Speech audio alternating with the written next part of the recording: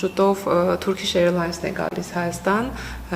նրանք իրականացնում են այդպիսի չվերթ եւ ունեն այդ ներուժը, որպեսզի թռնեն Հայաստանից, դեռ չեմ կարող ասել իրենք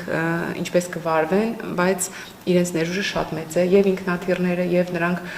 աշխարհում երրորդ հզորագույն ավիաընկերություններից մեկն են, որը կարող է հնարավորություն ստեղծել նաեւ Երևան-Լոս Անջելես ուղիղ չվերթի համար,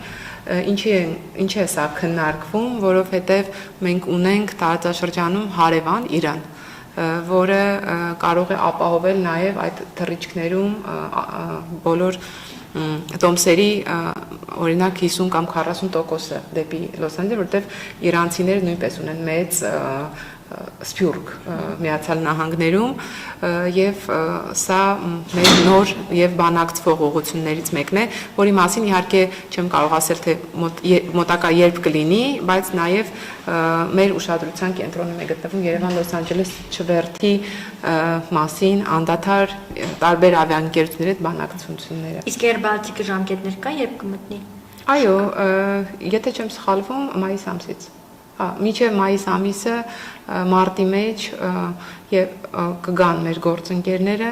ապրիլին նախատեսում ենք մարքեթինգային արշավ սկսել Air Baltic-ի հետ եւ մայիսից կսկսվեն ուղիղ չվերթները, հունիսից կսկսվի Երևան-Ռիգա, հա։ Այո, Երևան-Ռիգան։ Հունիսից կսկսվի Երևան-Լոնդոն-Երևանը, սա նույնպես աննախադեպ է, որը մենք էլի 2 տարի բանակցությունների արդյունքում ունեցանք Լոնդոնի չվերթը, որը նույնպես սպասված է եւ դեպի Լոնդոն չվերթին ընդառաջ մենք նույնպես մեծ մարքեթինգային արշավ ենք իրականացելու, այսօրվա թեման ռազմավարությունն է, հուսով եմ մենք ապրիլին նույնպես առիթ կունենանք հանդիպելու եւ ես ձեզ արդեն կբերեմ պատրաստի այն մարքեթինգային արշավները, որոնք մենք անելու ենք արդեն նշված այդ 3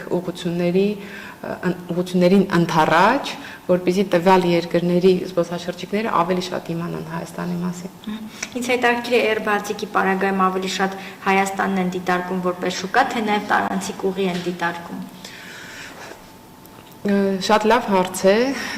առաջին հերթին զբոսաշրջության կոմիտեն իր արչև նպատակ է դնում եւ թիրախ է դնում զբոսաշրջիկներ ներգրավելու ուղղությամբ, ես վստահորեն կարող եմ ասել, որ մենք աշխատելու ենք եւ մեր քայլեր ուղղված են լինելու այդ շուկայից եւ նաեւ լիտվական օդային հաբով դեպի եվրոպական այլ երկրներ մեկնող ուղևորներին Հայաստան բերելու համար, բայց ես գիտեմ, որ բազմաթիվ գործարարներ, նաև